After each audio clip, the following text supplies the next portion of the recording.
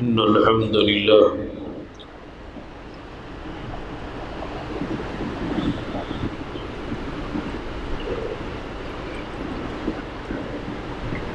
نحمده ونستعينه ونستغفره ونعوذ بالله من شرور أنفسنا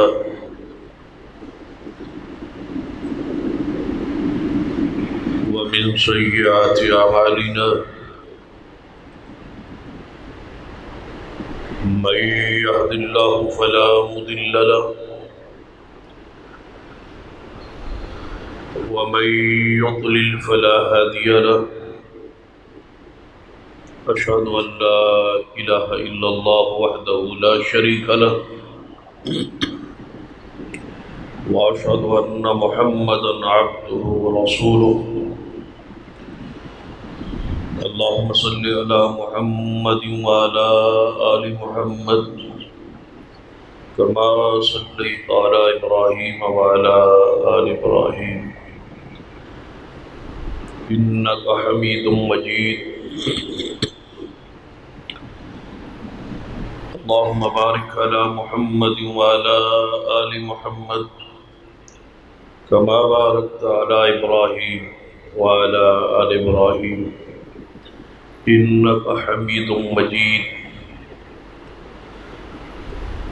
أما بعد فإن خير الحديث كتاب الله وخير الهدي هدي محمد صلى الله عليه وآله وسلم وشر الأمور محدثاتها وكل محدثة بدعة وكل بدعة ضلالة أما بعد فأعوذ بالله السميع العليم من الشيطان الرجيم من حمده ونفخه ونفثه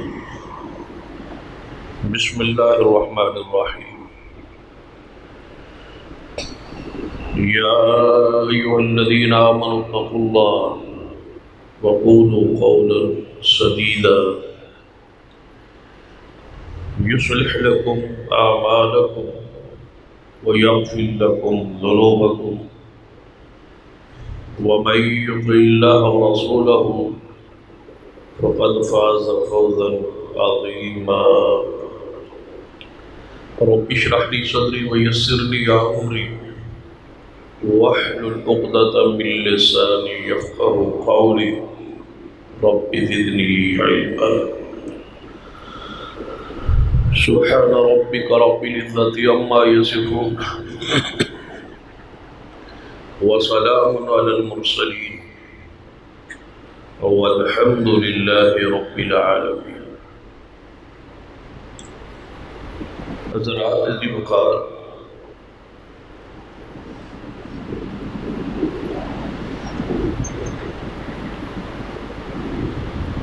قیامت والے دن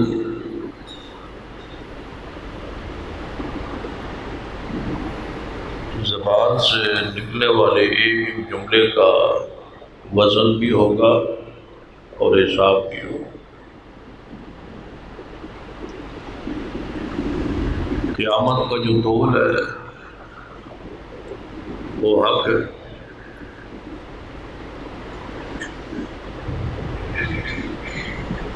صحیح بخاری کے اندر آخری جو حدیث ہے وہ اسی پر دال ہے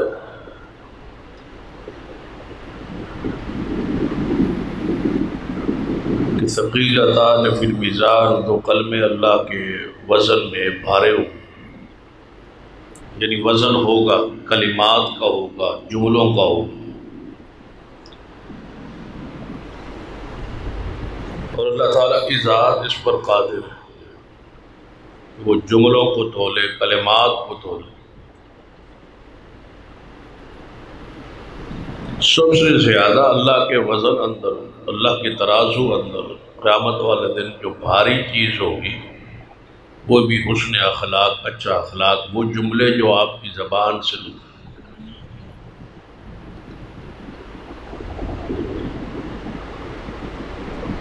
اور حدیث میں الحمدللہ صرف کہنے سے اللہ کے وزن کو یہ ترازو کو بھر دیتی، تو گویا کلمات کا وزن ہو۔ الوزن یومئذ الحق، قرآن نے کہا ہے کہ وزن حق ہے، تو ضروری ہے کہ کلمات، جملے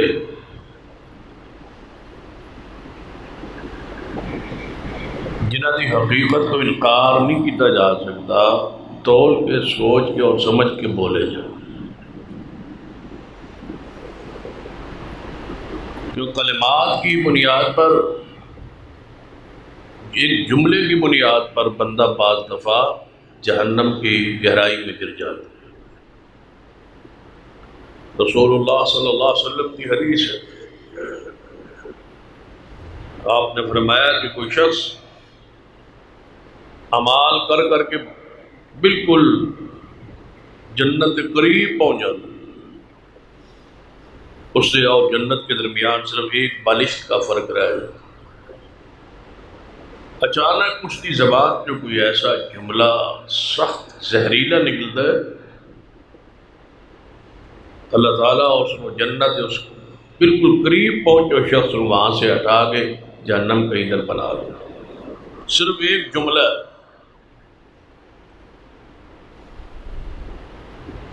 اسی طرح ایک بندہ برے اعمال کر کر جہنم سے بالکل قریب ہوتا ہے، اس سے اور جہنم کے درمیان ایک بالشت کا فرق رہے، اچانک کوئی ایسا عمل، ایسا قول زبان پہ نکلتا ہے کہ اللہ وہاں سے اٹھا کے ہٹا کے جنت کا وارث بنا۔ ساری دنیا کا جو یہ نظام ہمارے سامنے قائم ہے، یہ کلمات پر ہے، زبان کے جملوں پر ہے، زبان سے نکلنے والے جو اقوال ہیں ان پر قائم ہے۔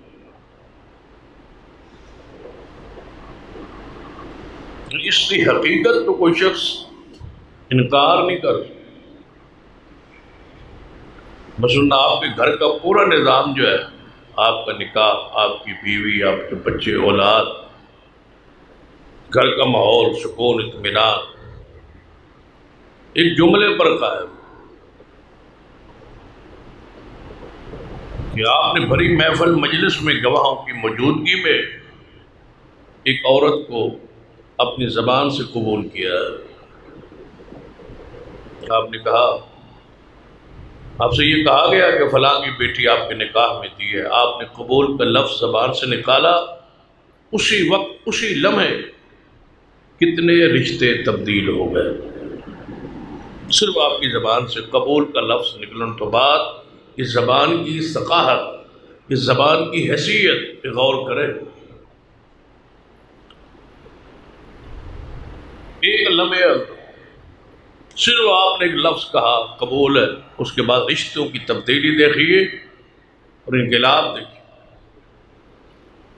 کہ ایک عورت کسی کی بیٹی آپ کی بیوی بن گئی ہے۔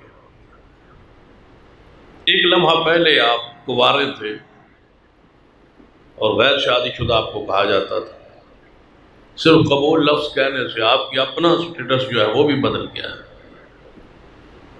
کہ آپ شادی شدہ ہو۔ جو کنوارے کا لیبل آپ کے ساتھ تھا وہ ختم ہو، کسی کی بیٹی آپ کی بیوی بن گئی، آپ شوہر نہیں تھے، شوہر بن گئے۔ آپ کو اس سے پہلے شوہر یا خاوند نہیں کہا جا سکتا، ابھی آپ ایک جملے کے بعد آپ کو شوہر کہا جانے لگا، خاوند کہا جانے لگا۔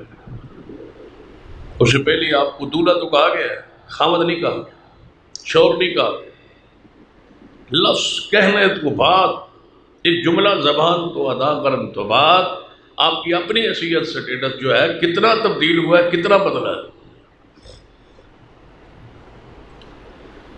آپ کے سسرال نہیں تھے، اس جملے کے بعد سسرال ٹھہر، سسر نہیں تھا، ساس نہیں تھی، سالیاں نہیں تھی، سالے نہیں تھے، یہ سارے رشتے ایک لمحے اور ایک جملے کے بعد آپ کے سامنے آئے۔ یہ حیثیت ہے اس جملے کی جو زبان سے نکلا ہے۔ تو جس طرح ایک لفظ سے یہ ساری حیات پوری کیفیت تبدیل ہو گئی، تو ذرا باقی جملوں بھی غور کر لیا گیا۔ مثلا یہ گھر ہنستا بستا اچانک اسی زبان کے 4 حروف پر مشتمل ایک لفظ طلاق کہنے سے اب رشتے ٹوٹنے لگے۔ وہی جو رشتے بنے تھے، جس کی بنیاد پر آپ باپ، شوہر اور دیگر رشتے قائم ہوئے تھے، اب وہ ٹوٹنے لگے۔ 4 حروف پر مشتمل ایک لفظ ہے طلاق، آپ نے کہہ دیا، اسی لمحے نکاح ٹوٹ گیا۔ جو بیوی تھی وہ مطلقہ ہوئی، وہ عدت میں چلی گئی۔ وہ ساس، وہ سسر، وہ سارے سالے، وہ جو رشتے بنائے تھے وہ سارے ٹوٹ رہے ہیں ایک جملے سے۔ تو آپ کی زبان کی یہ حیثیت ہے، اسی سے رشتے بن رہے ہیں، اسی سے ٹوٹ رہے ہیں، اسی سے جڑ رہے ہیں، اسی سے الگ ہو رہے ہیں۔ تھوڑا سا آگے ماہ رمضان ابھی گزرا ہے، پورے ملک، پوری امت نے ایک شخص کے کہنے پر ماہ رمضان کو ماہ رمضان سمجھا اور رمضان کے روزے شروع ہو۔ آپ میں سے کسی نے چاند نہیں دیکھا ماہ رمضان۔ ایک شخص نے اعلان کیا شعبان ختم ہو گیا ہے، ماہ رمضان کا چاند ہم نے اپنی آنکھوں سے دیکھ لیا ہے۔ پورے ملک کا، پورے علاقے کا ایک پورا نظام جو ہے بدل گیا۔ یہ حالت عید الفطر کی رات کی۔ چاند دیکھا، بندوں نے گواہی دی، اور اس سال تو آپ کے علم میں کہ رات 10-11 بجے تک ہم اس حالت کیفیت میں تھے کہ سحر یہ ہوگی، 11 بجے اعلان ہوگا، وہ سارا نظام بدل گیا ہے، صبح عید ہے۔ اس پر، زبان پر، جملوں پر، یہ ساری چیزیں حقائق ہیں جن کا آپ انکار نہیں کر سکتے۔ تو آپ کے جملوں کی جب یہ حیثیت ہے تو پھر ان جملوں پہ غور کریں۔ جس قوم کا گزشتہ خطبہ ذکر ہوا، یہودیوں کا، عیسائیوں کا، انہیں جو خاص یہودی جو ہے یہ جملے ایسے گھڑتے اور ایسے بناتے تھے جن کے بیک میں، جس کے پیچھے سیاق و سباق ایک پوری کہانی ہوتی۔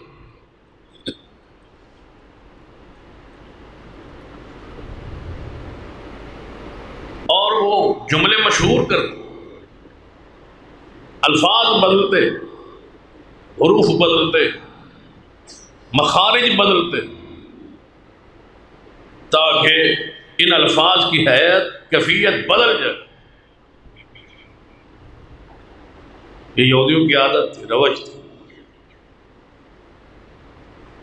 اپنے مذاہب کا پرچار جملوں کے ذریعے وہ کرتے تھے، اور یہ جو روش ہے یہودیوں کی، یہ مسلمانوں میں داخل ہو۔ اور آج مسلمانوں کی زبانوں پر ایسے جملے، ایسے الفاظ، ایسے جملے جن کی ایک تاریخی، اسلامی اور دینی حیثیت ہے۔ کچھ جملے گمراہ کن ہیں، کچھ جملے کفر تک لے جانے والے، کچھ جملے ہمارے عقائد اور نظریات کے بالکل برعکس ہے۔ لیکن لا علمی اور جہالت یا لوگوں سے اچکے ہوئے وہ جملے جو ہیں ہماری زبانوں پہ جاری۔ سرور کائنات محمد رسول اللہ صلی اللہ علیہ وسلم. وہ حدیث جو صحیح البخاری اندر ہے، بڑی معروف حدیث. آپ سفر اندر صحابہ کرام کے ساتھ، تو رات کو بارش ہوئی، تو نبی علیہ السلام نے صبح ارشاد فرمایا میرے صحابہ، رات کو کچھ لوگ مسلمان ہو گئے، مومن رہے، اور کچھ لوگ کافر ہو گئے. صحابہ کرام حیران ہو گئے، کس بات پر؟ آپ نے فرمایا جس شخص نے رات کو یہ بات کہی کہ بارش، آج کی رات کی جو بارش ہے فلاں ستارے کے فلاں جگہ پر آنے کی وجہ سے ہو گئی، وہ کافر ہو گئے، اور جنہوں نے کہا اللہ کے آمر سے بارش ہوئی وہ مومن رہے. یعنی جملہ کہ یہ بارش ہے فلاں ستارے کی وجہ سے ہوئی. تو کیا ہوا؟ ایمان گیا، اسلام گیا، دین گیا، ٹوٹ گیا. اور جس نے کہا کہ نہیں بارش اللہ کے آمر سے ہوئی تو وہ مومن ہے. ایسے ہی بے شمار جملے نبی رحمت صلی اللہ علیہ وسلم اپنے زمانے اپنی موجودگی میں کوئی ایسا اگر جملہ کہتا جو اسلام یا دین یا عقیدے کے خلاف ہوتا، رسول اللہ روکتے ہوئے. آپ کی یہ سنت ہے، الفاظ کی درستگی آپ کی سنت. جس جملے اندر کوئی عقیدہ قرآن اور سنت اور دین کے خلاف جا رہا ہے، رسول اللہ سے روکا ہے، منع کیا. اس پر بہت سارے دلائل ہیں. ایک آدھ کی طرف اشارہ کر کے بات آگے بڑھا. نبی رحمت صلی اللہ علیہ وسلم انصار کے گھر میں شادی تھی اور دعوت تھی.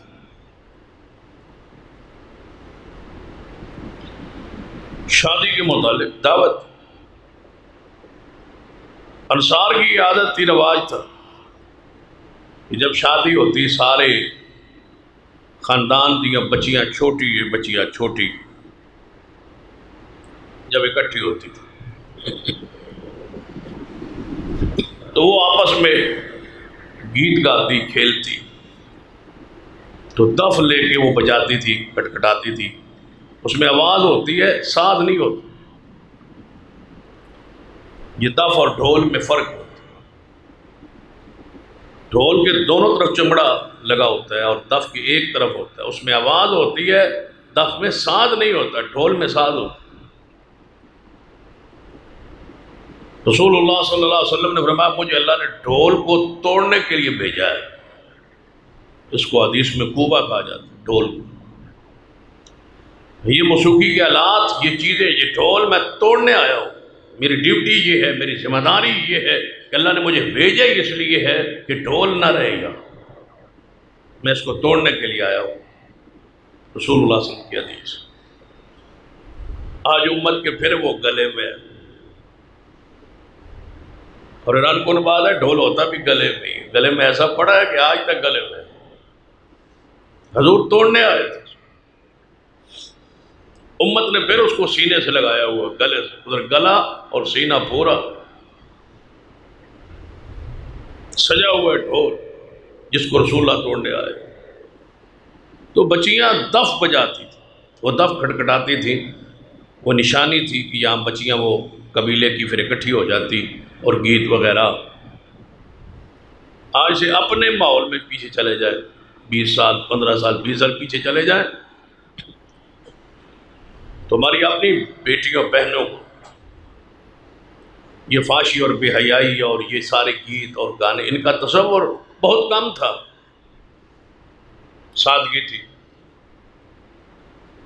بڑی عمر تک بچیوں کو شعور نہیں ہوتا تھا ان برائیوں جس کا آج تصور 3 سال سے بچیوں کو ہو گیا ہے، 2 سال سے ہو گیا.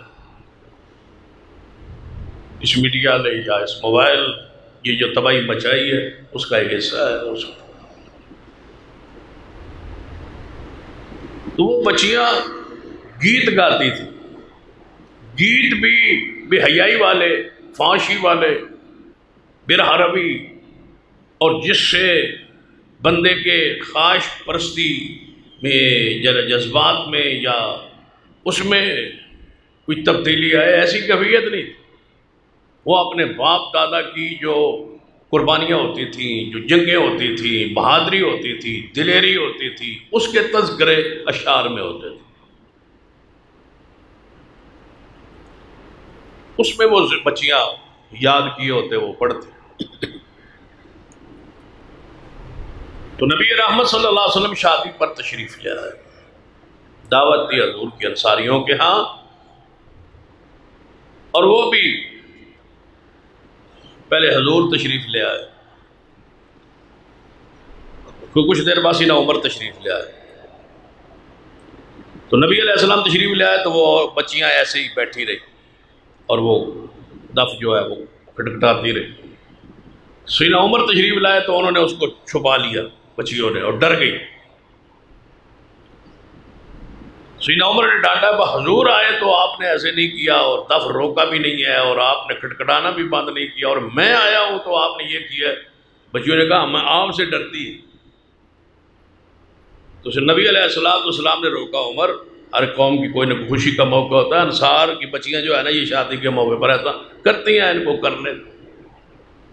پھر اس میں جوان عورتیں نہیں ہوتی تھیں، یہ ذہن میں بٹھا لیں۔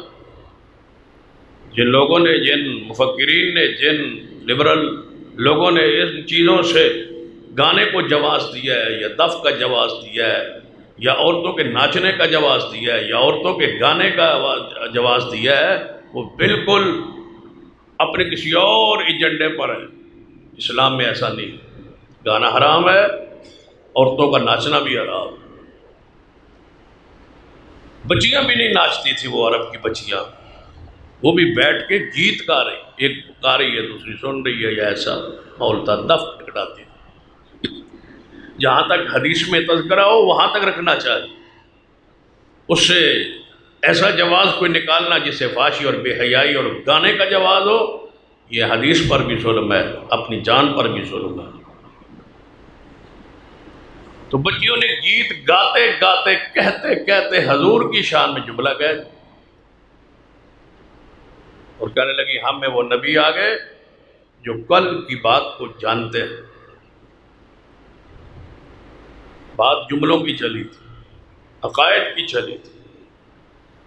تو نبی علیہ السلام نے روکا، اسی وقت، اسی لمحے فرمایا بیٹیوں، بچیوں، جو تم پہلے کہہ رہی تھی نا کہ ہم میں نبی آ گئے، اللہ کے رسول آ گئے، ہاڑے ہوتے 14ویں کے چاند چڑھ آئے، یہ ساری باتیں ٹھیک ہیں جو تم کہہ رہی ہو، اور یہ جو جملہ تم نے کہا نا اپنے کلام میں اور اپنے اشعار میں کہ ہم میں وہ نبی جو کل کی بات جانتے ہیں، یہ جملہ میرا حق میں درست نہیں ہے۔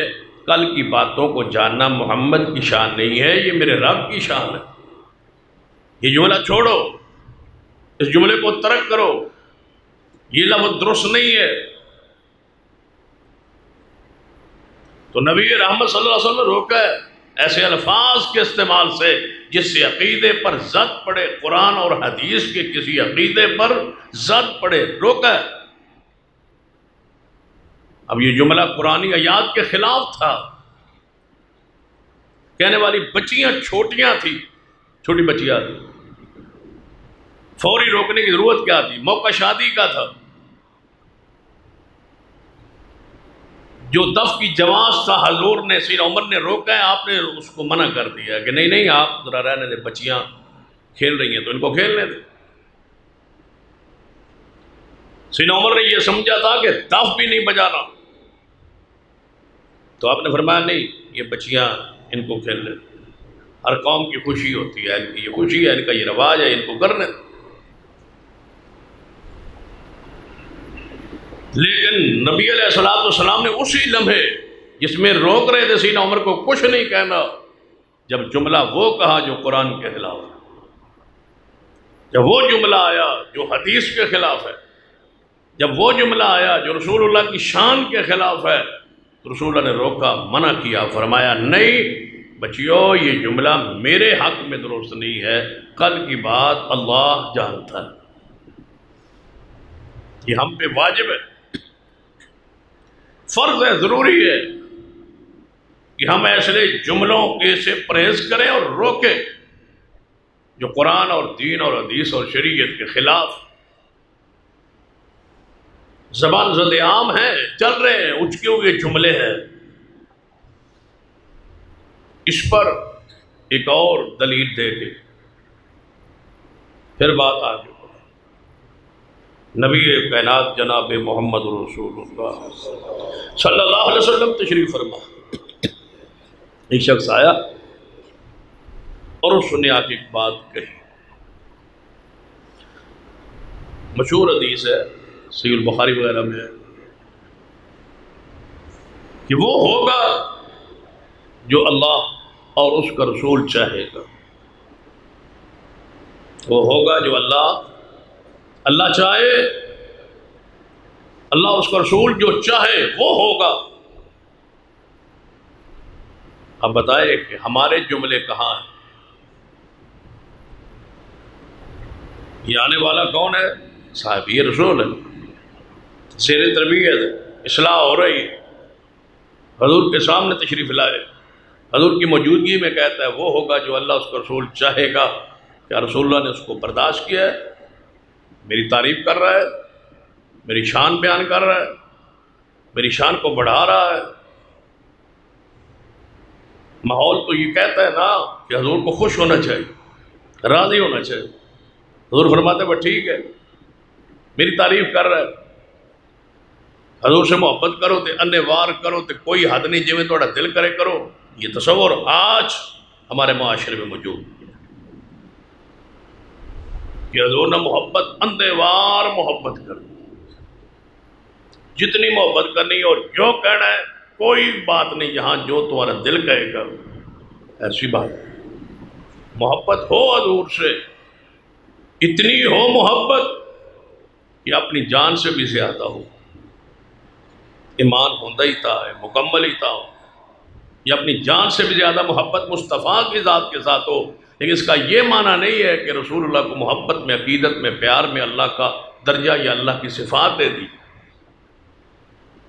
اللہ کا بھی حق ہے، اس کی بھی صفات ہیں، اس کے بھی اسماء ہے، اس کے بھی کچھ حقوق ہے، اس کا بھی کچھ تقاضا ہے۔ قیامت والے دن اس کے بارے میں کوئی سوال ہوگا۔ جہاں شان رسالت، مقام رسالت، عزت رسالت، اطرت رسالت ہے، وہاں اللہ کی عزت، اللہ کا مقام، اللہ کی شان، عقیدہ توحید بھی ہے۔ یاد رکھنا محمد رسول اللہ صلی اللہ علیہ وسلم جملہ حق ہے، لیکن لا الہ الا اللہ کے بعد ہے۔ عقیدہ رسالت ہے لیکن عقیدہ توحید کے بعد ہے۔ رسول اللہ کی ذات ہے لیکن اللہ کے بعد ہے۔ احب الیکم من اللہ ورسولہ، سب سے زیادہ محبت اللہ سے اور رسول اللہ سے۔ پہلے اللہ ہے محبت میں بھی، اور پھر رسول اللہ صلی اللہ علیہ وسلم میں محبت۔ والذین آمنوا اشد حبا للہ، مومن اللہ کی محبت میں سخت ہوتا ہے۔ یہودیوں کی یہ عادت تھی کہ جملے بناتے تھے اور اس میں توہین کرتے تھے اللہ کی اور رسول اللہ کی اور اہل علم کی اور اہل دین کی، اصحاب رسول۔ وہ جملے آج ہمارے زبان پہ جا رہے۔ نبی رحمت صلی اللہ علیہ وسلم نے اس شخص کو اسی وقت روکا، فرمایا کیا تو کہہ رہا ہے؟ اللہ اس کا رسول جیسے چاہے گا ویسے ہوگا؟ فرمایا نہیں، ایسا تو نہیں۔ قل ما شاء اللہ وحدہ، اسی وقت میرے سامنے اس جملے کو بدل اور کہہ ایسے ہوگا جیسے میرا اکیلا اللہ چاہے۔ یہ تو کہہ رہا ہے یہ جملہ درست نہیں ہے، یہ عقیدہ توحید کے خلاف جملہ ہے۔ اس جملے کو رسول اللہ نے برداشت نہیں کیا۔ مومن اللہ کی محبت میں سخت ہوتا ہے، رسول اللہ نہیں برداشت کیا، کوئی بات نہیں ہے، چلتا رہتا ہے، ہوتا رہتا ہے۔ اب جملوں پر بھی پابندی ہے اور الفاظ پر بھی قید ہے، ہم الفاظ بھی نہ بولے، جملے بھی نہ بولے، جب اصحاب رسول حضور کے پاس آتے تھے تو حضور کو اپنی طرف مخاطب کرنا ہوتا، اپنی طرف متوجہ کرنا ہوتا، تو کیا کہتے؟ رائینا۔ کیا معنی تھا؟ یا رسول اللہ شفقت فرمائیے، ہماری بھی کوئی رعایت فرمائیے، ہماری بات بھی سنو۔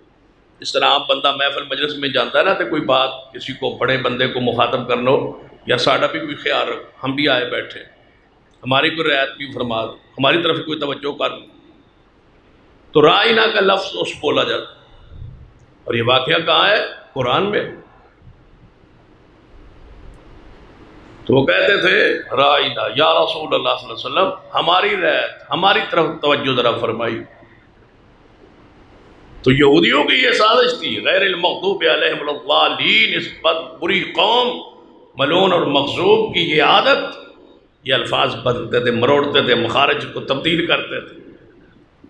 انہوں نے کہا یہ جو لفظ ہے نا قرآن میں، حضور کو جب بلانا ہے، مخاطب کرنا ہے تو رائینا کہنا ہے، ذرا رائینا کہنے کے بجائے اس آئین کے آگے جو ہے اس کو ذرا مروڑیے اور یا پڑھیے اور رائینا کہیے، جلدی جلدی رائینا رائینا، رائینا کے بجائے رائینا کہو۔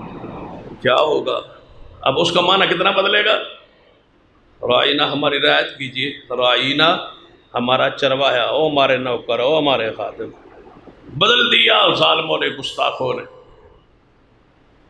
یہودیوں نے۔ حضور کو جب سامنے آتے تو کہتے رائینا، او ہمارے چرواہے، نعوذ باللہ۔ تو اللہ تعالیٰ نے قرآن میں اس جملے کو بدلوایا، لا تقولوا رائینا، اے ایماندارو، جملوں کی حقیقت نہ ہوتی، جملوں پر اسلام دین شریعت کھڑی ہے، لا الہ الا اللہ پر اسلام ہے، جملہ ہے، کلمہ ہے، لا الہ الا اللہ محمد رسول اللہ پر آپ کا ایمان کھڑا ہے، ایک جملہ ہے۔ کوئی بندہ کہہ دے میں اس کو نہیں مانتا تو اسی وقت ساری حالت بدل جائے گی، وہ کافر ہے۔ جملوں پر آپ کا ایمان، آپ کا عقیدہ، آپ اس کے پہرے دار ہیں، الفاظ کے آپ امین ہیں۔ ان الفاظ کو جانچیے، پرکھیے قرآن و سنت کی روشنی میں کہ آپ کیا کہہ رہے ہیں۔ قرآن میں یا ایھا الذین آمنوا لا تقولوا رائنا، ایماندارو آج کے بعد رائنا نہیں کہنا، یہ لفظ بدلو۔ حضور کو مخاطب کہنا ہو، کرنا ہو اپنی طرف، انظرنا یا رسول اللہ ہماری طرف دیکھیے۔ انظرنا کہنا ہے آپ نے، رائنا کہنا ہے، ایسا لفظ ہی بدلو جس کو مروڑ کے کوئی اور معنی یہودی لینا چاہتے ہیں، ہم اس لفظ کو ہی ختم کر دیتے۔ لا تقولوا رائنا، آج کے بعد کوئی مومن، کوئی صحابی رسول رائنا نہ کہے قرآن میں، رائنا کے بجائے انظرنا۔ اللہ نے متبادل لفظ دیا، یہ لفظ کہو حضور کو، انظر علینا یا رسول اللہ، یا رسول اللہ ہماری حالت کی طرف دیکھیے، ہماری طرف دیکھیے، توجہ فرمائیے۔ یہ الفاظ کا استعمال ہے۔ آج یہودیوں کے پھیلائے ہوئے کئی الفاظ ہماری معاشرے میں جاری، ان کی اصلاح۔ پہلے ان الفاظ کی اہمیت کو جانیے، ان کو تولا جائے گا، پوچھا جائے گا، حساب ہوگا، آپ کے ایمان اور عقیدہ ختم ہو سکتا ہے لا علمی اور جہالت میں۔ لہذا اپنے الفاظ جو بول رہے ہیں اس پر آپ سوچیں کہ کیا کہہ رہے ہیں۔ یہ لفظ ہمارے یہاں مشہور ہے، آپ اس طرف آتے ہیں کہ ہم اللہ نبی وارث، اللہ نبی وارث، یہ جملہ قرآن کے خلاف ہے۔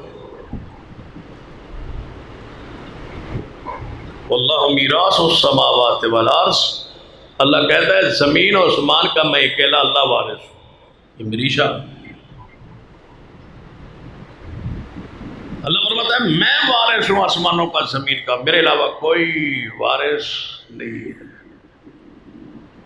جانتے ہوئے وقت تھا کہ رسول اللہ اس دنیا میں تشریف فرمان نہیں تھے، زمین بھی تھی، آسمان بھی تھا، مخلوقات بھی تھی، فرشتے بھی تھے، ساری کائنات کا نظام چل رہا تھا جس میں محمد مصطفیٰ کو اللہ نے دنیا میں بھیجا۔ پھر آپ اپنی عمر پاک پوری مکمل کر کے تشریف لے گئے، نظام چل رہا ہے، یہ اطاعت حضور کی ہے، یہ امت ساری حضور کی ہے، نبوت کا زمانہ حضور کا ہی چل رہا ہے۔ لیکن یاد رکھیے زمین و آسمان کا وارث کون ہے؟ اللہ، اللہ کے علاوہ کوئی نہیں۔ ایسے ایسے جملے لوگوں نے کھڑے بنائے، اس کے بیک میں ایک پورا عقیدہ ہوتا ہے۔ ہمیں کہا جاتا ہے کہ آپ پنجتن پاک کو نہیں مانتے، پنجتن پاک بھئی مانتے ہیں، پنجتن پاک ہم بھی سارے کہتے ہیں جی مانتے ہیں۔ وہ پانچ تن پاک کا ایک عقیدہ، ایک لفظ، ایک جملہ ہے، اب ہم اس کا انکار تو نہیں کر سکتے۔ پانچ تن میں کون ہے؟ محمد مصطفیٰ صلی اللہ علیہ وسلم، سیدہ فاطمہ الزہرا، سیدنا علی، سیدنا حسن و حسین، یہ پانچ ہستیاں ہیں جنہیں پانچ تن کہا جاتا ہے۔ اب یاد رکھیں کہ یہ اصطلاح کتاب و سنت کے کسی لفظ کا معنی نہیں ہے۔ آپ کے ذہن میں ہے کہ پنج اور تن یہ دو لفظ نہ اردو کے ہیں اور نہ ہی عربی کے ہیں۔ یہ کہاں کے الفاظ ہیں؟ کس زبان کے ہیں؟ یہ فارسی ہے۔ اور فارسی کس ملک کی زبان ہے؟ فارسی کس ملک کی سرکاری زبان ہے؟ ہماری قومی زبان جو ہے وہ تو سرکاری اور قومی زبان ہماری اردو ہے۔ سعودی عربیہ جو عرب ریاستیں ہیں ان کی سرکاری اور قومی زبان عربی ہے۔ پھر فارسی کس کی قومی اور سرکاری زبان ہے؟ یہ ایران کی ہے۔ تو یہ لفظ پھر کہاں کا ہوا؟ کس نے مشہور کیا؟ کہاں سے شروع ہوا؟ پھر پانچ تن تو فارسی ہے، کسی فارسی نے بنایا ہوگا۔ وہ اپنا عقیدہ بڑے خاموش طریقے سے داخل کر رہے ہیں۔ اب کوئی انکار بھی نہ کرے، کون نہیں مانتا حضور کو پاک؟ کون نہیں مانتا علی پاک، فاطمہ الزہرا کو، حسنین کو؟ سارے پاک ہیں، لیکن ہمارے نزدیک جو پاکی کا معنی ہے وہ اور ہے۔ جنہوں نے یہ لفظ بنایا ہے ان کے نزدیک پنج تن پاک کا معنی اور ہے۔ وہ کہتے ہیں یہ پانچ معصوم ہیں، باقی سارے گناہگار ہیں، یہ پانچ تن جو ہے یہ معصوم ہے۔ ہمارا عقیدہ کیا ہے کہ سیدنا علی، فاطمہ، حسن و حسین پاک ہیں، لیکن جو پاک کا معنی آپ کرتے ہیں معصوم، وہ صرف محمد مصطفیٰ صلی اللہ علیہ وسلم۔ اس نے تو اپنے عقیدے میں کہا ہے، اس نے تو باقی جماعت کو ناپاک کہنا تھا، ابو بکر و عمر، عثمان کو، دیگر اصحاب رسول کو، امی عائشہ کو، حفصہ کو، میمونہ جویریہ کو، حضور کی بیٹی زینب، رقیہ، ام کلثوم کو اس پاکیزگی طہارت سے بیر کر کے کہنا تھا کہ یہ ہیں پنج تن پاک، باقی ہیں سارے ناپاک۔ تو وہ کہہ نہیں سکتا تھا، اس نے ایسا جملہ اچکا کہ ہماری زبانوں پہ چڑھا کہ پنج تن پاک۔ بعض دفعہ سیدنا علی رضی اللہ تعالیٰ کا ہی قول ہے اور صحیح قول ہے، صحیح سند سے، غالباً صحیح مسلم میں سیدنا علی فرماتے ہیں کلمۃ الحق ارید بہا الباطل، کہ ظاہری طور پر جملہ سچا ہوتا ہے، مراد باطل ہوتی ہے۔ کلمہ تو حق ہے کہ پنج تن پاک ہے، بات درست ہے، کلمہ درست ہے، لیکن اس کے بیک میں، سیاق میں جو عقیدہ ہے کہ باقی سارے پاک نہیں ہیں، یہی پاک ہیں، اور اس پاک کا معنی معصوم ہے، عصمت ہے، اس عقیدے کی بنیاد پر کہا۔ یہ عقیدہ تو کتاب و سنت کے خلاف ہے۔ گناہوں سے پاک کون ہے؟ محمد مصطفیٰ صلی اللہ علیہ وسلم۔ معصوم کون ہے؟ محمد مصطفیٰ صلی اللہ علیہ وسلم۔ معصوم انبیاء ہیں۔ ہمارا عقیدہ ہے، اہل سنہ کا اجماع ہے کہ عصمت صرف انبیاء کا خاص ہے۔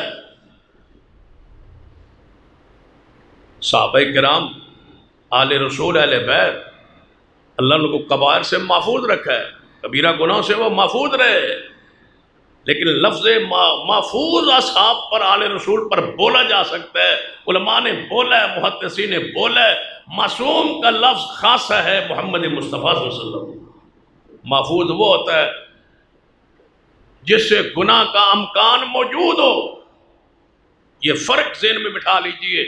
محفوظ وہ ہوتا ہے جس سے گناہ کا امکان ہو، اللہ نہ ہونے دے اپنی رحمت اپنی قدرت سے، تو یہ لوگ محفوظ ہیں۔ جن کے دل میں گناہوں کی نفرت بھر دی جائے وہ محفوظ ہیں، لیکن جس سے گناہ ہونے کا امکان ہی نہ ہو وہ معصوم ہے، اور وہ محمد مصطفیٰ صلی اللہ علیہ وسلم۔ اپنے ایمان، اپنے عقیدے کو درست فرمائیے، تاکہ کوئی بندہ تمہارے عقیدے کو اٹھ نہ خراب نہ کرے، تمہارے ذہنوں میں کوئی فتنہ ڈالے نہ۔ اتنا مضبوط ہو عقیدہ۔ ایسے جملے کہنے میں تو بے شمار ایسے جملے، جب ہم چھوٹے چھوٹے یہ بچوں کو دیکھتے تھے، اب تو شاید ہمارا یہ فیلڈ ہی نہیں ہے۔ جب چھوٹے ہوتے تھے تو بچوں کو سنتے تھے، دیکھتے تھے، کھیلتے تھے، تو کھیل میں ہم کیا کرتے تھے؟ تین کانے کہتے تھے۔ کون کون کانا تھا پتہ ہے آپ؟ تین کانے، ابو بکر، عمر، عثمان رضوان اللہ۔ اور کسی کا کوئی کام ہو جاتا کہتے ہیں فلاں کے تو پاؤں 12 ہیں۔ پاؤں 12 سے مراد کون ہے؟ وہی 12 معصوم امام۔ اتنے ظالم ہیں، یہ ایسے عقیدہ گھڑتے ہیں، کھیلوں میں بھی انہوں نے اپنے عقیدے کو منوایا۔ پاؤں 12 ہیں، تین کانے، اب کہتے رہو تین کانے، ابو بکر، عمر، پتہ ہی نہیں ہے کہ میں نے کیا کر دیا، میں کفر میں چلا گیا ہوں۔ ابو بکر، عمر، عثمان کے بارے میں یہ نظریہ گندہ کہاں سے میں نے داخل کر لیا؟ یہ تو یہودیوں کا جملہ تھا۔ 14 معصوم، لیکن گاڑیوں کے نمبر بھی 14 ہوتا ہے،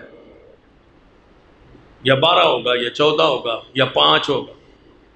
گاڑیوں کے نمبر بھی بڑے بڑے لاکھوں کروڑوں میں بکتے ہیں۔ 5 نمبر کیونکہ 5 تن پاک، 786 کیوں؟ یہ بسم اللہ ہے۔ 11 کیوں کہ یہ 11ویں ہے۔ 12 کیوں کہ یہ 12 معصوم ہے، 12 امام۔ 14 کیوں کہ 14 معصوم ہے۔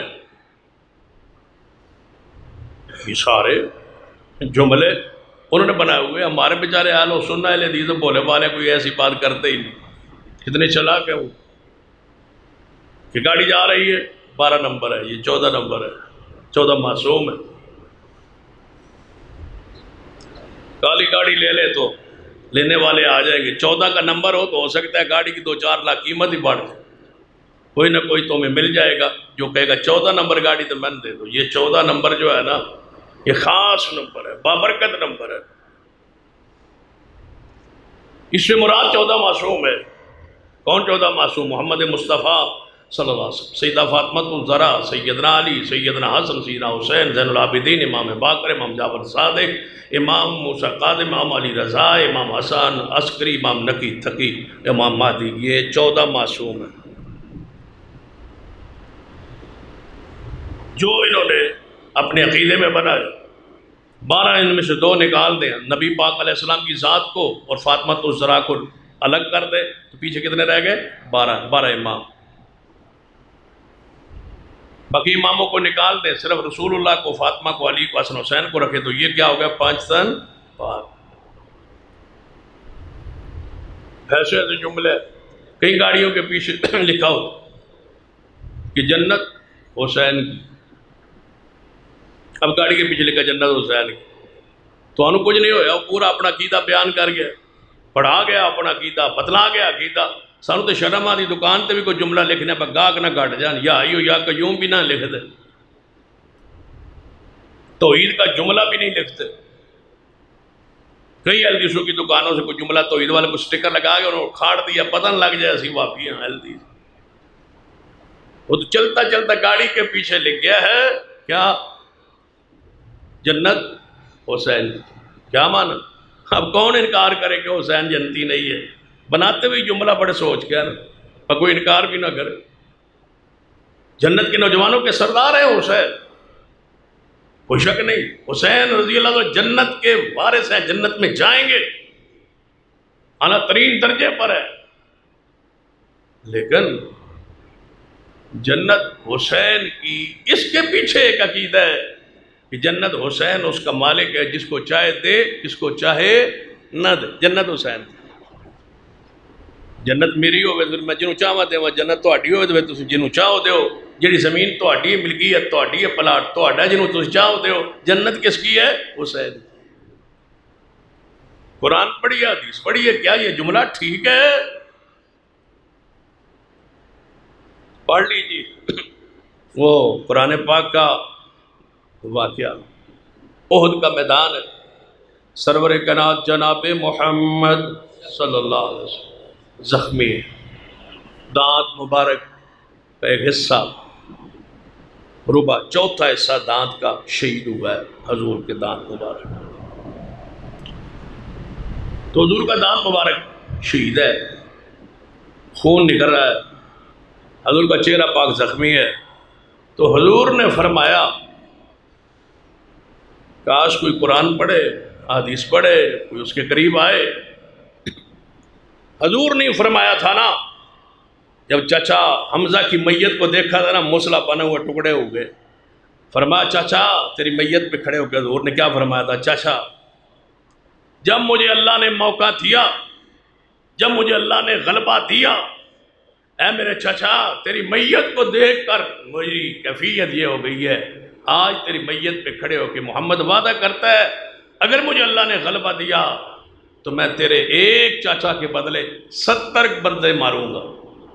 کتنے؟ 70.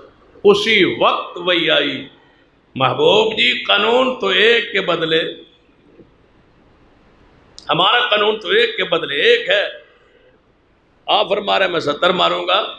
یہ جو فرما رہے ہیں میرے محبوب، کاش کوئی قرآن کو پڑھے.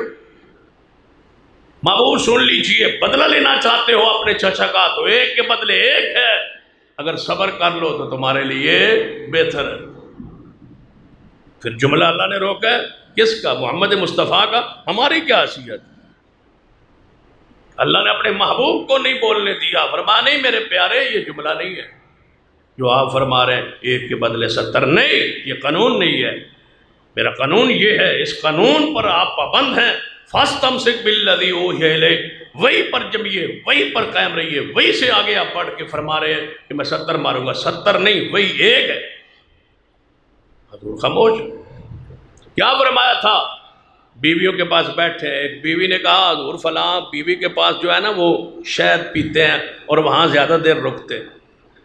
بیویوں کی چاہت ہوتی ہے نا، میرے پاس بھی زیادہ آئیں بیٹھے ہیں حضور فلاں کے پاس جاتے ہیں، وہاں وہ عصر کے بعد حضور جاتے ہیں ساری بیویوں کے گھر، وہاں شہد پیتے ہیں، پھر وہاں بیٹھ جاتے ہیں، کچھ دیر زیادہ لگتی ہے. تو دوسری بیویوں نے کہا آپ کیا کریں؟ حضور تو وہاں بیٹھتے ہیں. فرمایا اس کے پاس تھوڑی سی فراوانی ہے نا، اس کو کہیں سے گفٹ تحفہ آ گیا نا شہد کا، وہ حضور کو شہد پیش کرتی ہے، اس کے بدلے اس کو حضور کو بٹھا لیتی ہے. اسے بھی کچھ پروگرام بنا. انہوں نے کہا جب حضور آئے نا تو آپ فرمائے یا رسول اللہ صلی اللہ علیہ وسلم آج نا آپ کے منہ مبارک سے کچھ نا ایسی بو آ رہی ہے جو آج تک ہم نے محسوس نہیں کی، اس کی کیا وجہ ہے؟ نبی علیہ السلام نے فرمایا کوئی شہد میں نے تو ایسی کھائی پی نہیں ہے جس سے منہ میں کوئی ایسی بات ہو، بس شہد پیا. انہوں نے کہا پھر شہد دے بھی مختلف ذائقے ہوندے نا، مکھی کسے بوٹے تے بہ گئی ہونی، کسے پھول تے بہ گئی ہونی، وہ شہد دا ذائقہ پھر ٹھیک نہیں ہونا تو تساں پی لیا. حضور نے فرمایا میں آج کے بعد شہد نہیں پیوں گا، شہد مجھ پہ حرام ہے. پھر اللہ تعالیٰ نے خاموشی اختیار کی ہے. پھر کیا اللہ تعالیٰ نے روکا نہیں ہے؟ پھر سورۃ التحریم اس امت کو کیوں نہیں سنائی جاتی؟ پھر سورۃ التحریم اٹھائیے، 28واں پارہ اٹھائیے، انداز تخاطب تو پڑھیے، اللہ کیا کہتا ہے؟ یا ایھا النبی، سارے جس نے عقیدہ توحید کو سمجھنا ہو اللہ کی قسم یہاں آ کے سمجھے۔ اس آیت میں عقیدہ کیا ہے، کمال ہے۔ اللہ کس کو مخاطب کرتا ہے؟ محمد مصطفیٰ صلی اللہ علیہ وسلم۔ حضور نے کیا فرمایا تھا؟ آج کے بعد میری ذات پہ کیا حرام ہے؟ شہد۔ سانو بھی پیر دس دینے نا، بس تو وڈا گوشت نہیں کھانا، میں نے پیران دی 10 سے، تو اٹھ دا گوشت نہیں کھانا، میں نے پیران دی 10 سے، میں نے فلاں تو شے نہیں کھانی، تینوں پیران دی 10۔ یہ پیر بذات خود اس مقام پہ کھڑے ہیں کہ ہم جو چیز حرام کرتے ہیں، ذہن میں ایک جو ہے روب قائم رہے کہ میرے پیر نے مجھے یہ چیز منع کی ہوئی ہے، میں نہیں کھاؤں۔ یہ کون ہوتے ہیں اللہ کی حلال چیزوں کو حرام کرنے والے؟ یہی ہے اتخذوا احبارہم ورہبانہم اربابا من دون اللہ، یہ اللہ بن بیٹھے ہیں، یہ رب بن بیٹھے ہیں۔ رسول اللہ نے فرمایا میں شہد نہیں پیوں گا۔ اس جملے پر مواخذہ ہوا ہے قرآن پاک میں، اللہ نے تنبیہ فرمائی ہے، حضور سے مخاطب اللہ ہوتا ہے، یا ایھا النبی۔ قرآن پاک میں یا ایھا المزمل بھی ہے، یا ایھا المدثر بھی ہے، وما ارسلناک الا رحمۃ للعالمین بھی ہے، یا ایھا النبی انا ارسلناک شاہدا بھی ہے، اور یہ آیت بھی ہے، ذرا یہ بھی سناؤ۔ یا ایھا النبی انا ارسلناک، یہ تو سب کو یاد ہے نا، تو یہ آیت کون پڑھے؟ یا ایھا النبی، یا ایھا النبی لما تحرم۔ ترجمہ کیجیے، آپ علماء سے پوچھیے، لما، یا ایھا النبی لما تحرم۔ اے بھی علماء کا کوئی روایت ہو سی، کوئی حدیث ہو سی تے وہ سند صحیح نہ ہو سی، بھائی قرآن ہے 28واں پارہ ہے سورۃ الطارق میں، یہ وہ پہلی آیت مبارک ہے۔ یا ایھا النبی لما تحرم ما احل اللہ لک تبتغی مرضات ازواجک۔ اے پیارے محبوب، اے میرے نبی، لما تحرم ما احل اللہ لک، جس چیز کو اللہ نے حلال کیا، کیوں کیا حرام آپ نے؟ اس کے علاوہ کوئی ترجمہ ہے تو مجھے کر کے دکھائی، لیما کا معنی کوئی اور ہے تو بتلائیے۔ تو یہ لیما پھر اور کوئی نہیں، اور پھر اس میں سے ایک اور بات ذہن میں رکھے، رسول اللہ کو کون کہہ رہا ہے لیما؟ اللہ۔ ہم کہتے ہیں اللہ حضور کو لیما کہہ سکتا ہے، کیوں ایسا کیا؟ ہم نہیں کہہ سکتے، ہم تو حضور کے غلام ہیں نا۔ اللہ کہہ رہا ہے یا ایھا النبی، اے میرے پیارے حبیب جناب محمد صلی اللہ علیہ وسلم، یا ایھا النبی لما تحرم ما احل اللہ لک، اے میرے محبوب کیوں حرام کیا اس چیز کو جو اللہ نے حلال کی، لکا تیرے لیے، لکا تیرے، لکا سارا قرآن کھولو جہاں بھی لکا ہے میرا حضور کے لیے ہے نا۔ جب وہ یاد آتا ہے تو یہ بھی پڑھو، وَالضُّحَىٰ وَاللَّيْلِ إِذَا سَجَىٰ مَا وَدَّعَكَ رَبُّكَ وَمَا قَلَىٰ وَلَلْآخِرَةُ خَيْرٌ لَكَ مِنَ الْأُولَىٰ وَلَسَوْفَ يُعْطِيكَ رَبُّكَ وَتَرْضَىٰ۔ فرمایا محبوب لکا تیرے لیے، آپ کے لیے محبوب، یا ایھا النبی لما تحرم ما احل اللہ لک، اے میرے محبوب کیوں حرام کیا میری اس چیز کو جو اللہ نے حلال کی، کس کے لیے؟ لکا آپ کے لیے، تبتغی مرضات ازواجک، تبتغی مرضات ازواجک، اپنی بیویوں کو خوش کرنے کے لیے۔ اپنی بیوی کو خوش کرتے ہیں آپ، بیویوں کی رضا کے لیے، ان کو خوش کرنے کے لیے میری حرام کی حلال چیز کو تو آپ نے حرام کہہ دیا ہے۔ یہ نہیں کہنا آپ نبی ہیں، پیارے ہیں، لیکن محبوب سن لیجئے میری حلال چیز کو حرام کرنے کا اختیار نہیں۔ نبی علیہ السلام میدان احد میں زخمی ہیں، زخمی حالت میں فرما دیا کہ یہ لوگ جنہوں نے مجھے زخمی کیا، وہ بے نیاز، جس کو بے نیاز کہتے ہیں اس کو اللہ کہتے ہیں، قل هو اللہ احد اللہ الصمد۔ رسول رحمت فرماتے ہیں کہ میں یہ لوگ جنہوں نے میرے چہرے کو زخمی کیا، میرے سر پاک کو زخمی کیا، یہ لوگ جنت میں نہیں جائیں گے، یہ لوگ بخشے نہیں جائیں گے۔ بندہ غصے میں ہوتا ہے نا، حضور جلال میں تھے، غصہ پاک میں تھے، غصہ بھی حضور کا پاک ہی ہے بھائی۔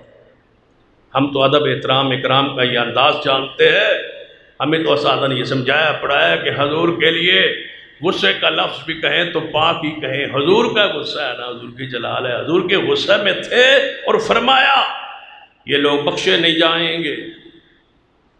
جی میں تو سیاں دے تو جنت ہی نہیں جاؤنا، تو جنت مال ہے کہ تو جنت ہی نہیں جانا، انہیں جنت ہی نہیں جانا، تن اور آپ نے نہیں بخشنا، ایسے جملے نہ کہیے۔ نبی علیہ السلام نے ارشاد فرمایا یہ لوگ بخشے نہیں جائیں گے، یہ لوگ جنت میں نہیں جائیں گے۔ کون؟ جنہوں نے اپنے نبی کے چہرے کو زخمی کیا، خون جاری ہے، نبی علیہ السلام کے چہرے پاک سے خون کا فوارہ نکل رہا ہے۔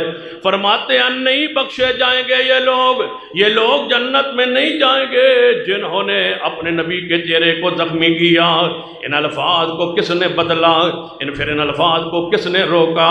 پھر ان الفاظ کو کس نے ٹوکا؟ اَوَٰذَ لَيْسَ لَكَ مِنَ الْأَمْرِ شَيْءٌ۔ قرآن پاک پڑھیے، بے نیاز کے کلام کو پڑھیے، قرآن کو پڑھیے۔ لیس لک من الامر شیء، لیس لک من الامر شیء۔ اے محبوب یہ آپ کا اختیار نہیں، جنت دینا جہنم دینا یہ میرا اختیار ہے۔ یہی وہ لوگ جنہوں نے آپ کے چہرے پاک کو زخمی کیا، ان قریب وقت آنے والا ہے یہی کلمہ پڑھیں گے، کلمہ پڑھ کے محمد کے غلام بنیں گے اور اسلام کے لیے قربانیاں دیں گے اور جنت میں جائیں گے، جنہوں کو میں بخشوں گا۔ پھر کون تھا جنہوں نے آپ کے چہرے پاک کو زخمی کیا؟ پھر وہی صحابہ بنے۔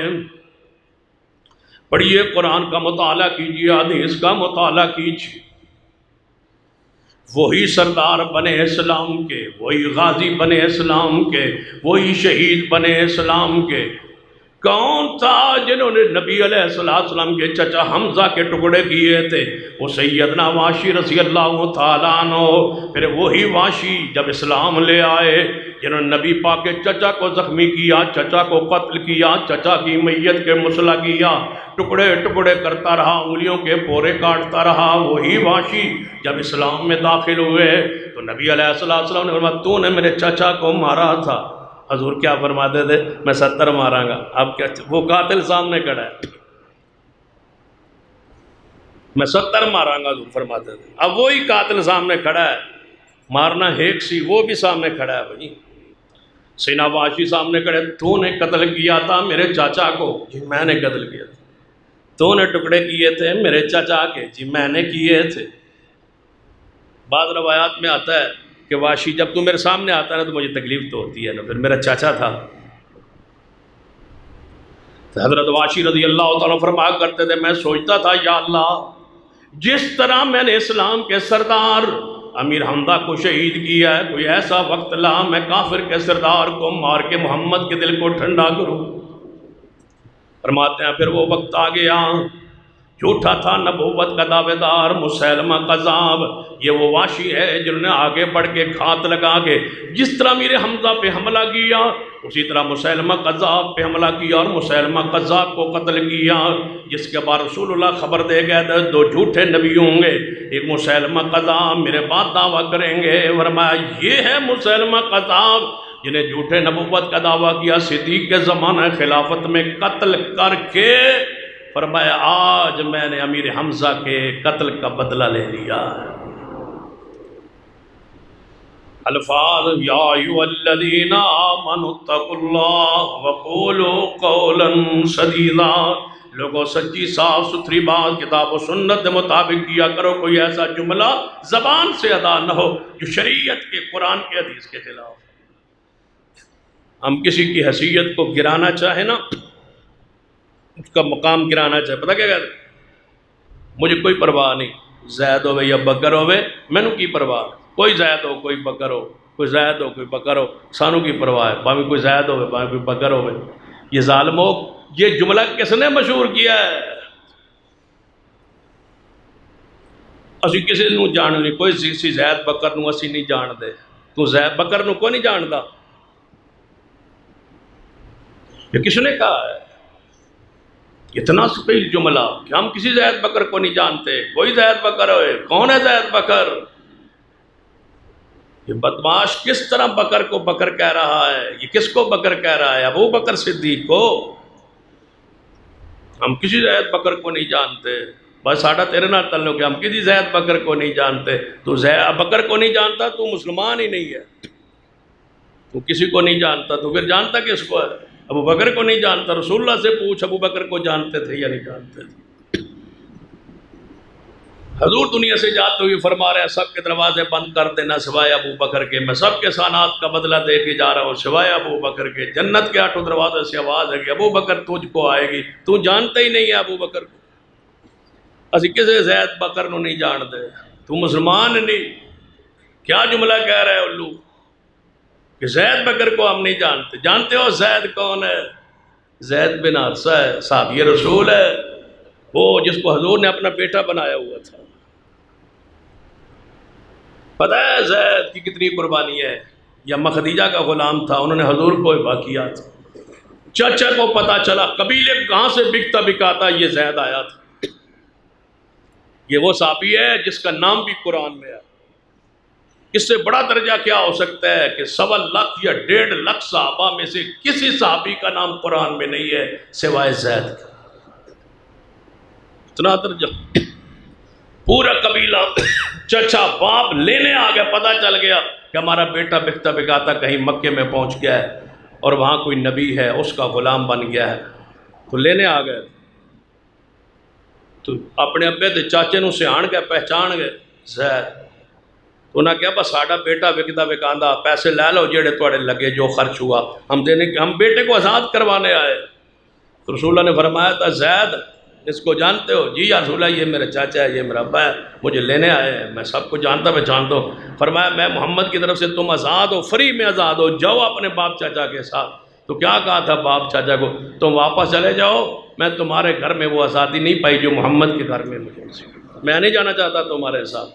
یہ وہ ہے زید جس کو تو جانتے نہیں. اسی نہیں جانتے کسی زید بکر. کوئی زید ہو بکر. چھوڑو اس جملے کو. کفرا کافرانہ جملہ ہے، اصحاب رسول کے خلاف جملہ ہے، رافضیوں کا پھیلایا ہوا جملہ ہے، یہودیوں سے اچکا ہوا یہ جملہ ہے. ہم زید بکر کو نہیں جانتے. جانتے اور رسول اللہ نے فرمایا تھا جا زینب میری بیٹی وہاں قید میں، وہ مکہ مکرمہ میں، اس کو لے آ. زید لے آیا تھا محمد کی بیٹی کو وہاں سے. تم زید کو نہیں جانتے. زید وہ ہے جس کے بارے میں قرآن کی کئی آیات نازل ہوئی. سورۃ الاحزاب پڑھیے 22واں 23 پڑھیے پارہ. یہ انہیں کے بارے میں آیت آئی نا. ما کان محمد ابا احد من رجالکم ولکن رسول اللہ وخاتم النبیین وکان اللہ بکل شیء علیما.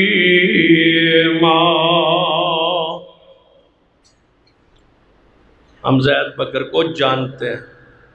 زید بکر سے بڑا بندہ کون ہو سکتا ہے؟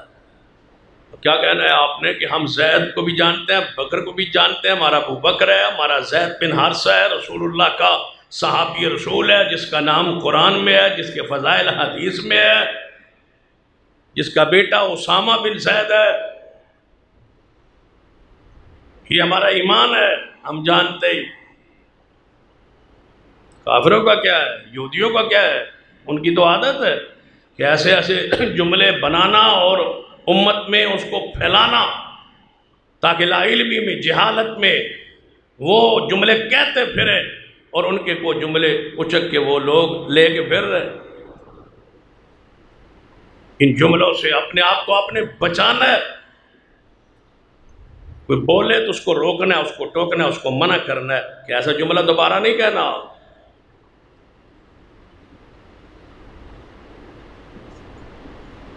حب علی اور بغض اب سارے خاموش اس طرح بیٹھے بس جس طرح آپ جانتے ہیں حب علی اور بغض معاویہ. میرا اس کا معاملہ بس وہی ہے بھائی، حب علی والا اور بغض معاویہ والا. اللہ کی پناہ، ہماری تو محبت علی سے بھی ہے، محبت امیر معاویہ سے بھی ہے. وہ کاتب وہی ہے، وہ خال المومنین ہے.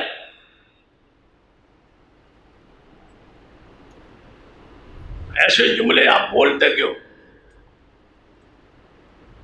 دیکھ وہ کیا کتنی چیزیں ایسی.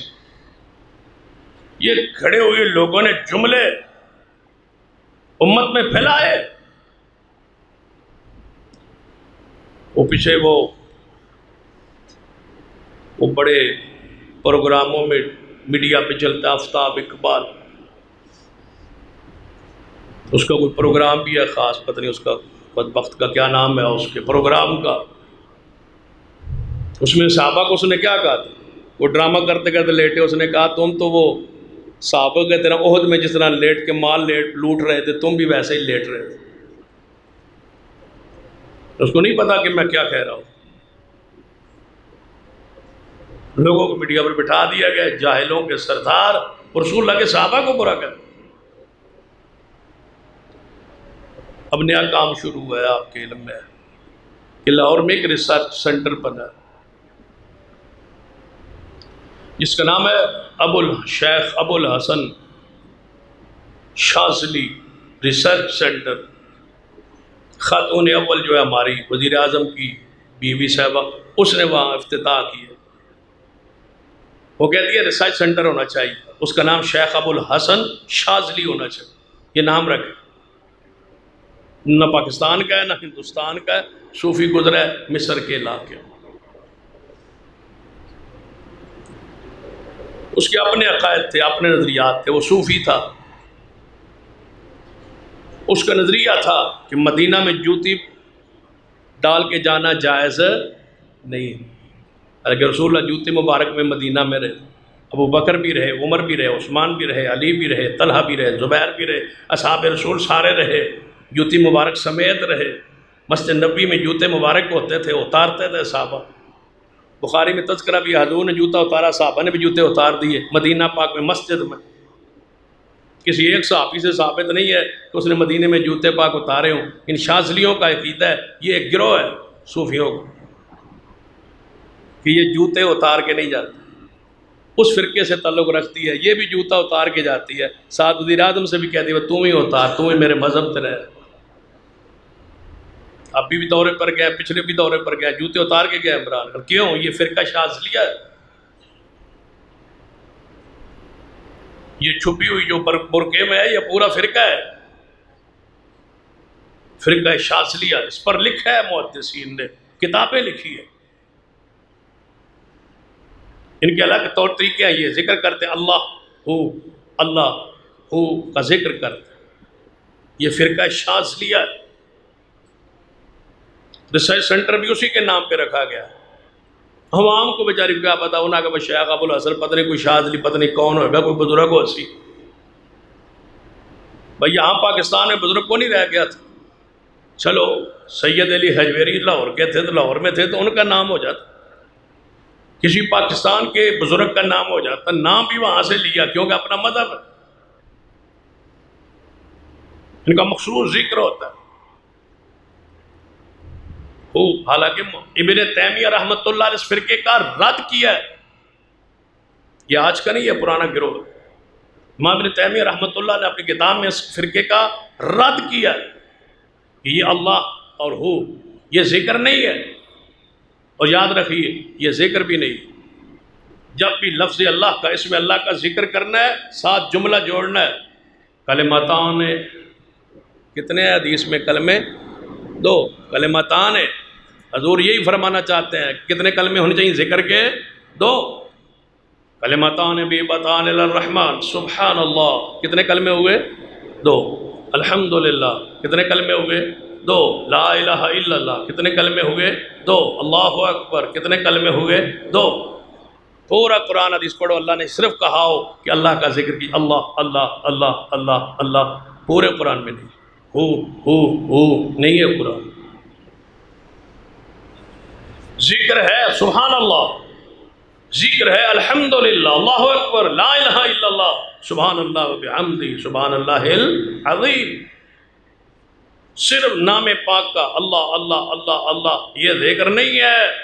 قرآن میں، حدیث میں، دین میں، شریعت میں رسول اللہ نے ایسا نہیں سکھلایا، ان شاذلیوں کا یہ ذکر ہے۔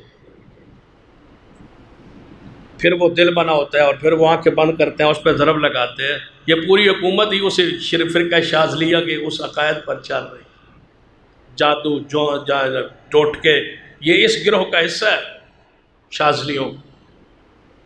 ان کی علامت ہے کہ یہ مدینے میں جوتی پہن کے نہیں جاتے، ان کی علامت یہ ہے وہ شاذلی جس کے ریسرچ سینٹر بنایا گیا، جب پروموٹ کر رہی ہے وہ اپنے گروہ، اپنے فرقے، اپنے نظریات کو، اپنی سوچ کو۔